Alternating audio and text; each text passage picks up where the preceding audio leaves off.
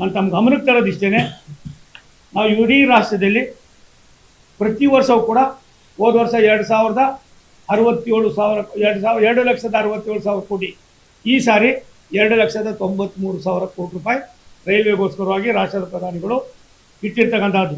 ಈ ದುಡ್ಡಿನಲ್ಲಿ ಕರ್ನಾಟಕದಲ್ಲಿ 52,950 ಕೋಟಿ ರೂಪಾಯಿ ವಿವಿಧ ಹಂತದ ಕಾಮಗಾರಿಗಳು ಈಗಾಗಲೇ ನಡೀತಾ ಇದೆ. ಅದೆಲ್ಲವನ್ನು ಕೂಡ ನಿಮಗೆ ಮಾಹಿತಿಯನ್ನು ಕೇಳಿದ್ರೆ ನಾನು ಕೊಡ್ತೀನಿ. ಸುಮಾರು 3,840 ಕಿಲೋಮೀಟರ್ ಉದ್ದದ 31 ಹೊಸ ರೈಲ್ವೆ ಯೋಜನೆಗಳು ಅನುಷ್ಠಾನದ ಹಂತದಲ್ಲಿ ನಡೀತಾ ಇದೆ. ನನಗನ್ನಿಸ್ತದೆ ಇವೆಲ್ಲವೂ ಕೂಡ ಇನ್ನೊಂದು ಸ್ವಲ್ಪ ದಿವಸದಲ್ಲೇ ಮುಗಿಸ್ತಕ್ಕಂಥದ್ದಕ್ಕೆ ನಾವು ಕಾರ್ಯೋನ್ಮುಖನಾಗಿದ್ದೀವಿ. ಅದಲ್ದಿರ ಏನು 2014ರಿಂದ ಇದ್ದೀರವರೆಗೆ ಸುಮಾರು 1,750 ಕಿಲೋಮೀಟರ್ ಹೊಸ ರೈಲು ಹಳ್ಳಿಗಳನ್ನು ನಿರ್ಮಿಸಿ ಸಾರ್ವಜನಿಕರಿಗೆ ನಾವು ಸಮರ್ಪಣೆ ಮಾಡಿರ್ತಕ್ಕಂಥ ಉದಾಹರಣೆಯೂ ಕೂಡ ಇದೆ. ನಾನು ತಮ್ಮಲ್ಲಿ ಮನವಿ ಮಾಡೋದಿಷ್ಟೇ, 3,742 ಕಿಲೋ ರೂಟ್ಗಳು 97% 100ಕ್ಕೆ ಉದ್ಯುಕ್ತೀಕರಣ ಆಗಿದೆ. ಇನ್ನು ಕೇವಲ 3% ಇದೆ. ಈ ಮಧ್ಯದಲ್ಲಿ ಹಾಸನ, ಸಕಲೇಶ್ಪುರ, ಕುಕ್ಕೆ ಸುಬ್ರಹ್ಮಣ್ಯ ಮತ್ತು ಮಂಗಳೂರು ಇದ್ದಂಥ 55 ಕಿಲೋಮೀಟರ್ ಸಕಲೇಶ್ಪುರದಿಂದ ಕುಕ್ಕೆಗಿದ್ದಂಥ 55 ಕಿಲೋಮೀಟರ್ ಎಲೆಕ್ಟ್ರಿಫಿಕೇಷನ್ ಆಗದಿರ 50-60 ವರ್ಷದಿಂದ ಆಗೇ ಇತ್ತು. ಆ ಟನಲ್ ಹೆಂಗಿದೆ ಅಂತ ಯಾರೂ ನೋಡಿರಲಿಲ್ಲ. ನಾನು ಅದಕ್ಕೆ ಮೊನ್ನೆ ಹೇಳಿದ್ದು ಸಿದ್ದರಾಮಯ್ಯನವ್ರಿಗೆ, ಒಂದು ಸಾರಿ ಬಾರಪ್ಪ, ನನ್ನ ಕಚೇರಿಗೆ ಒಂದು ಅರ್ಧ ಗಂಟೆ ಇದ್ರೆ ಸಾಕು, ನಾನು ನಿನ್ನ ಜೊತೆಲಿ 2 ಗಂಟೆ ಬೇಕಾದ್ರೆ ಇರ್ತೀನಿ, 3 ಗಂಟೆ ಇಲ್ಲಿ ದಿನವೆಲ್ಲ ಕಾಲ ಕಳಿತೀನಿ ಅಂತ ಹೇಳಿದೆ. ಅದೊಂದು ನಾವು ಹೋಗೋರು ನೋಡಲಿ. 55 ಕಿಲೋಮೀಟ್ರು ಯಾವುದೇ ಕಾರಣಕ್ಕೆ ಇದನ್ನು ಎಲೆಕ್ಟ್ರಿಫಿಕೇಷನ್ ಮಾಡೋಕ್ಕಾಗೋದಿಲ್ಲ ಅಂತ ಅನೇಕ ಇದಾಗಿದ್ದರು. ಆದರೆ ನಮ್ಮಲ್ಲೇ ಅಧಿಕಾರಿಗಳು ಇಲ್ಲೇ ಇದ್ದಾರೆ. ನಮ್ಮ DRM ಅವರು, ನಮ್ಮ ಬೆಂಗಳೂರಿನ DRM ಅವರು ಇಲ್ಲೇ ಇದ್ದಾರೆ. ನಮ್ಮ ಇಡೀ ಅಧಿಕಾರಿಗಳೆಲ್ಲರೂ ಇಲ್ಲೇ ಇದ್ದಾರೆ.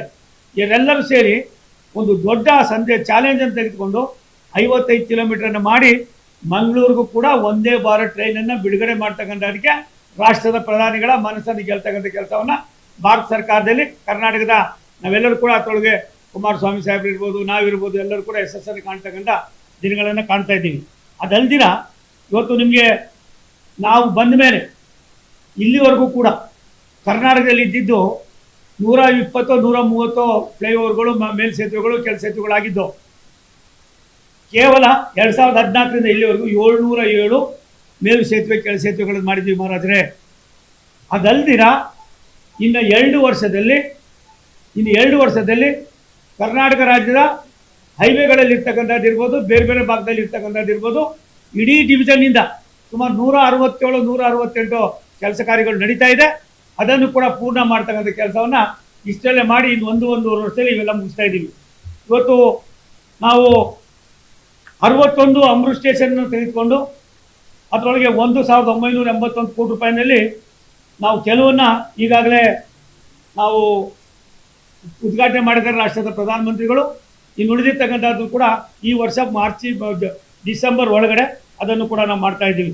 ಅಮೃತ್ ಭಾರತ್ ಸ್ಟೇಷನ್ ನಮ್ಮಲ್ಲಿ ನೀವು ನಂಬೋದಿಲ್ಲ, ನಮ್ಮ ಕ್ರಾಂತಿವೀರ ಸಂಗೊಳ್ಳಿ ರಾಯಣ್ಣ ಸ್ಟೇಷನ್ನಿಂದ ಸುಮಾರು 1,144 ಕೋಟಿ ರೂಪಾಯಿನಲ್ಲಿ PPPನಲ್ಲಿ ಅದನ್ನು ಆಧುನೀಕರಣ ಮಾಡ್ತಕ್ಕಂಥದ್ದಕ್ಕೆ ನಾವು ಈಗಾಗಲೇ ಯೋಜನೆಗಳನ್ನು ಕೈಗೆತ್ತಿಕೊಂಡಿದ್ದೀವಿ. ಯಶವಂತಪುರ 364 ಕೋಟಿ ರೂಪಾಯಿ, ಇನ್ನೊಂದು 1 ವರ್ಷದಲ್ಲಿ ಅದನ್ನು ಉದ್ಘಾಟನೆ ಮಾಡ್ತಾ ಇದ್ದೀವಿ. ಬೆಂಗಳೂರು ಕಂಟ್ರೋನ್ಮೆಂಟು 484 ಕೋಟಿ ರೂಪಾಯಿ, ಅದನ್ನು ಕೂಡ ನಾವು 1-1.5 ವರ್ಷದಲ್ಲಿ ಮುಗಿಸ್ತಾ ಇದ್ದೀವಿ. ಮೈಸೂರು 493 ಅಭಿಕಾಂಸಲು ಅನ್ನೋದು ಇವಾಗ ಕೆಲಸ ಅದು ಕೂಡ ಇದಾಗಿದೆ. ಅಶೋಕ್ಪುರಮ್ಮು 32 ಕೋಟಿ ರೂಪಾಯಿನಲ್ಲಿ ಮಾಡಿ ಈಗಾಗಲೇ ಅದನ್ನು ಸಾರ್ವಜನಿಕರಿಗೆ ಸಮರ್ಪಣೆ ಮಾಡಿ ಮೆಮೊ ಟ್ರೈನ್ಗಳು ಕೂಡ ಅಲ್ಲಿಂದನೇ ಹೊರಡ್ತಾ ಇದೆ. ಬಹುತೇಕ ಟ್ರೈನ್ಗಳನ್ನು ಅಲ್ಲಿಂದನೇ ನಾವು ಶಿಫ್ಟ್ ಮಾಡಿ ಆ ಒಂದು ಕೆಲಸವನ್ನು ಕೂಡ ಸುಮಾರು ವರ್ಷದ ಅದು ಮಾಡಿದ್ದೀವಿ. ಅದಲ್ದಿರ ಕೆಂಗೇರಿಲಿ 21 ಕೋಟಿ ರೂಪಾಯಿ ನಡೀತಾ ಇದೆ.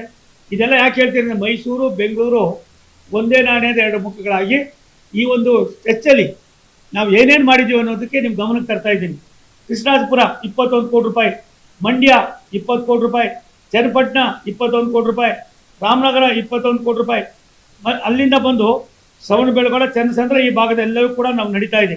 ನಮ್ಮ ಉದ್ದೇಶ ಇಷ್ಟೇ, ಯಾವ ಕೆಲಸಗಳು ಒಂದು ಕಾಲದಲ್ಲಿ 5 ಲಕ್ಷ ರೂಪಾಯಿನ ಜಿಲ್ಲಾ ರೈಲ್ವೆ ಸ್ಟೇಷನ್ಗಳಿಗೆ ಕೊಡೋಕ್ಕಾಗ್ದಿರ, ಈವನ್ ಟಾಯ್ಲೆಟ್ ಕೂಡ ರಿಪೇರಿ ಮಾಡೋಕ್ಕಾಗ್ದಿರ ಒದ್ದಾಡ್ತಾ ಇದ್ದಂಥ ಬಹುತೇಕ ರೈಲ್ವೆ ಸ್ಟೇಷನ್ಗಳು ಇವತ್ತು ವಿಮಾನ ನಿಲ್ದಾಣಗಳ ರೂಪದಲ್ಲಿ ಮಾಡ್ತಕ್ಕಂಥದ್ದಕ್ಕೆ ರಾಷ್ಟ್ರದ ಪ್ರಧಾನಮಂತ್ರಿಗಳು ಕೊಟ್ಟಿರ್ತಕ್ಕಂಥ ಹೊತ್ತು ನಮ್ಮ ಮಂತ್ರಿಗಳಾದ ಸನ್ಮಾನ್ಯ ಅಶ್ವಿನಿ ವೈಷ್ಣವ್ ಅವರು, ನಾವಿರ್ಬೋದು, ಕುಮಾರಣ್ಣ ಅವರು ಇರ್ಬೋದು, ನಾವೆಲ್ಲ ಕೂಡ ಅದ್ರ ಜೊತೆಯಲ್ಲಿ ಅವೆಲ್ಲವನ್ನು ಕೂಡ ಮಾಡ್ತಾ ಇದ್ದೀವಿ.